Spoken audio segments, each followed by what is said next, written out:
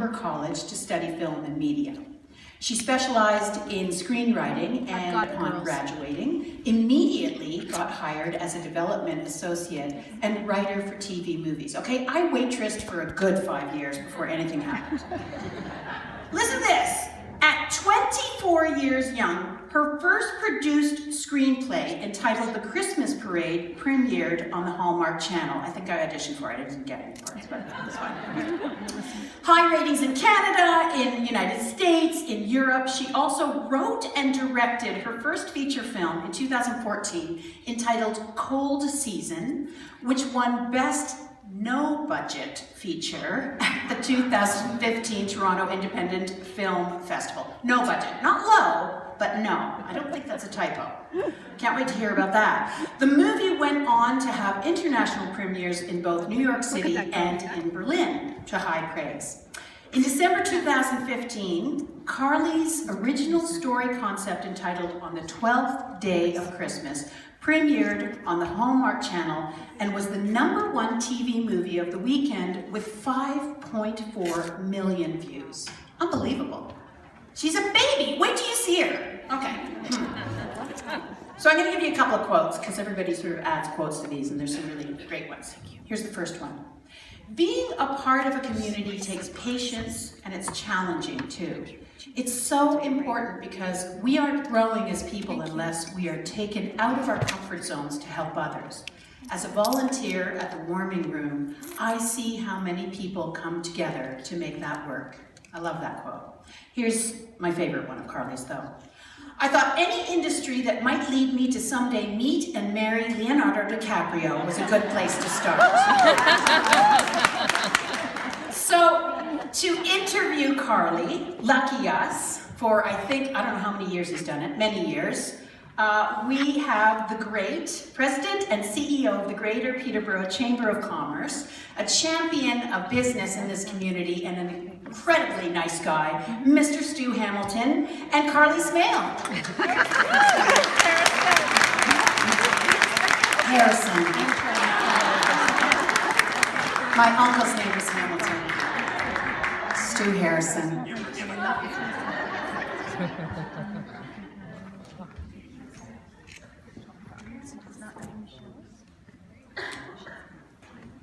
Oh, hello.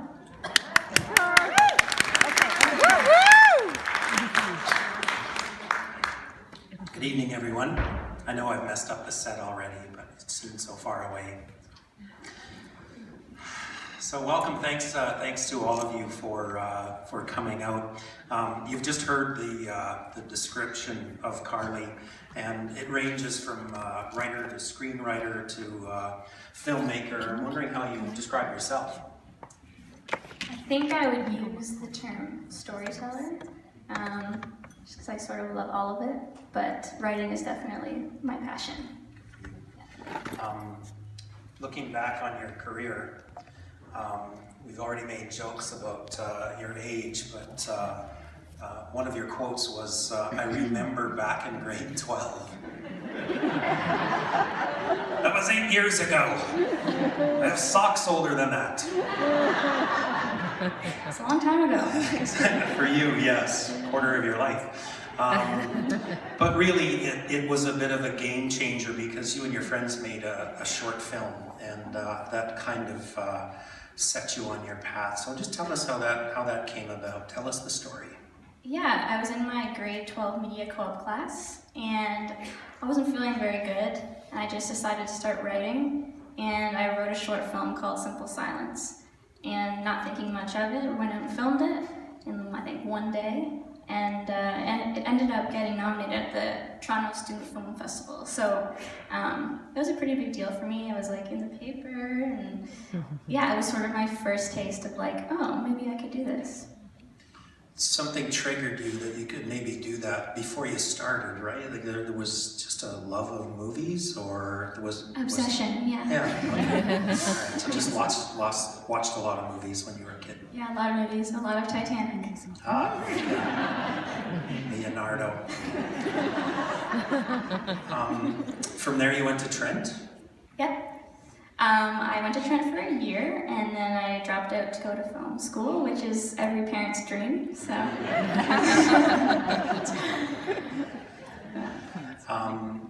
Film school was at Humber. Was that like a college diploma or what? You actually, how does it work? you actually got a university degree out of it. It was 4 years. And then in my last year, I specialized in screenwriting because I realized that's really where my passion was. Okay. You got hired right out of university. Well done. Yeah, I graduated on a Friday and I started work on a Monday, so I was really lucky. Yeah. Well, I don't know. Awesome. There's an old expression that says the harder you work, the luckier you get.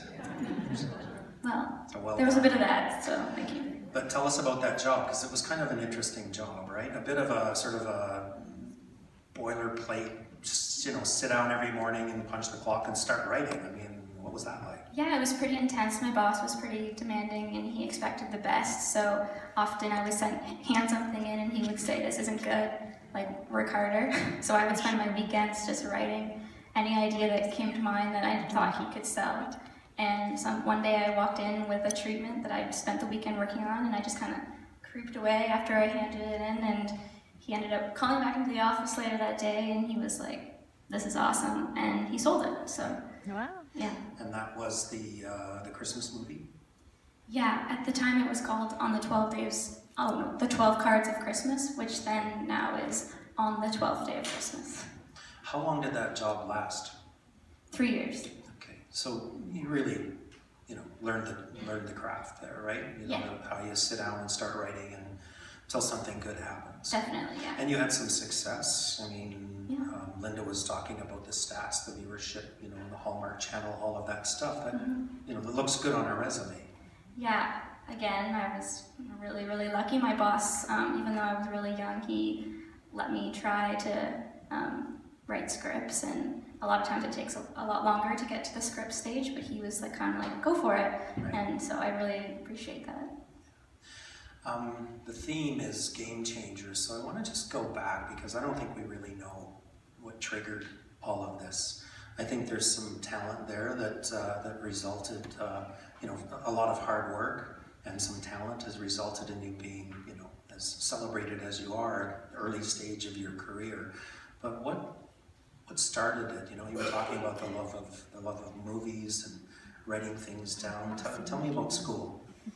Yeah, I was a pretty anxious kid. I had a lot of anxiety, so movies was sort of a way for me to escape and sort of go into a different world for a while. And then, yeah, as I got older, I found that writing was very therapeutic and it helped with my anxiety. And actually writing Simple Silence, I was one of the tougher periods of my anxiety while I was writing Simple Silence. So it was just kind of cool that I got sort of my first taste of the film world that I love through having trouble with anxiety. Yeah, good for you. Kids get through school in a number of ways. I have two daughters that survived high school. I'm not sure if they survived it or if I did, but one of them found band, and that was the game changer for her. And so I'm just wondering what that was like for you. Did you get the sense that you found writing, or that you found something, or you were just kind of surviving each day? I mean, I don't know. I always loved it, and I just have such a large and vivid imagination. I always have, so it's sort of just an outlet for that, and it's a way for me to express myself, and yeah, so it was helpful. So just as natural as keeping a diary, not a big deal. Yeah. Yeah, looking back, it's kind of, you can see it, right? What was the anxiety about? It was everything.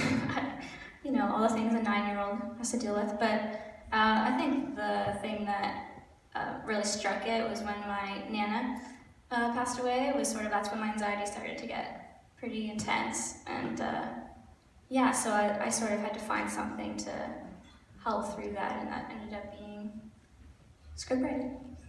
Good for you. Well, congratulations on making it through. Like I say, most kids make it through school one way or the other with varying degrees of success. And so I just want to acknowledge you for sticking with it and finding something that has become a passion. I think we should acknowledge your mom who's in the audience.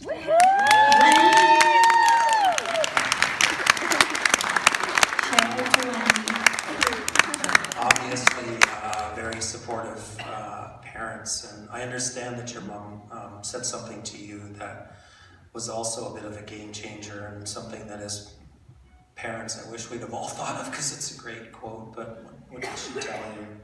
Well, it was both my parents, and they just sort of said, you know, if you want something, prove it, you know. So it wasn't all just butterflies and rainbows. When I said I was going to film school, it was, you know, we support you 100%, but if this is what you want, then prove it. So Isn't that a great line? Well done, Mom. So this is where we get to play late night talk show, because we have a clip. She is a filmmaker, so I think it's only fair if we show you something that she's done. So why don't you talk a little bit about Cold Season and what we're going to see? yeah, so Cold Season is a bit of a musical starring two of my friends who had never met, and I wanted their chemistry to seem natural, so I actually didn't write any dialogue.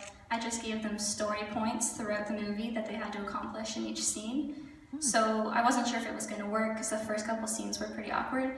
But the scene I'm going to show you is sort of like the first scene where I realized these two characters are really having a lot of chemistry. And yeah, so basically I just told them their story point was talk about your fear of the future. And I'll just be behind the camera seeing how that goes. And so it's a nice scene, I think. It's amazing. Let's watch it.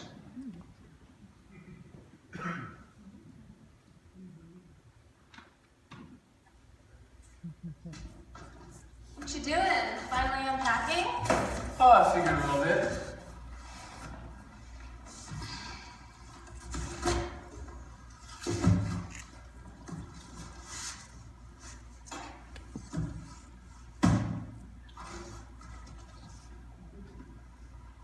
You know, you really are incredible.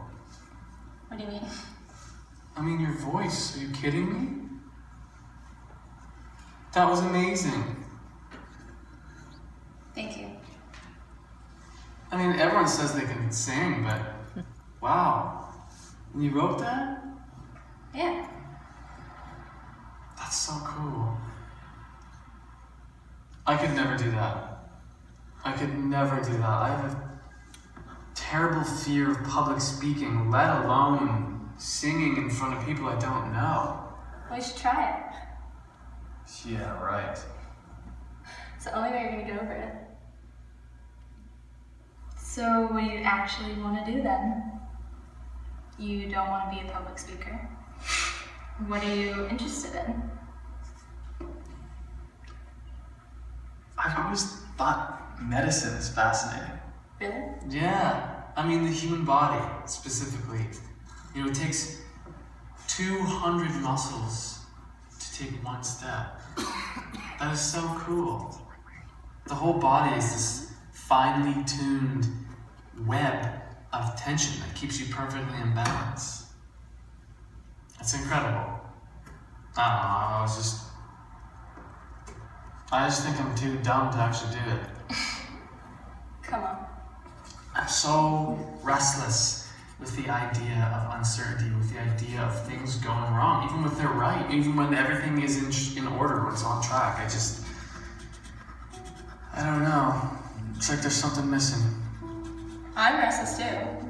I mean, I have a passion and I know what I like, but I don't know. I have that uncertainty and I just wake up every day and do music because I like it. So, if it's something that you have an interest in, just do it. You know, it's really nice to hear someone say that they feel these things too. Sometimes I just feel like I'm crazy. I don't think any of us know what we're doing. I mean, right now I'm just making your hand into a turkey.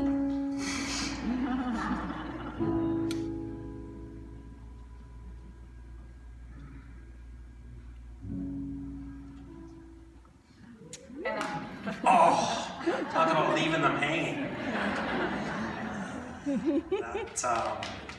That's available.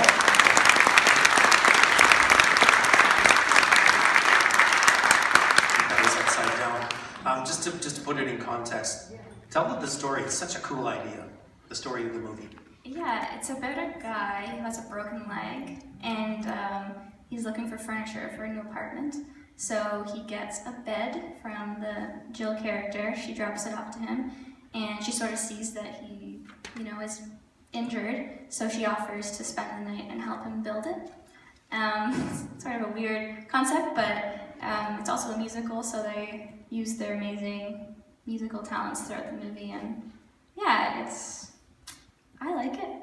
It's fantastic. It's a great idea. It's available. Carley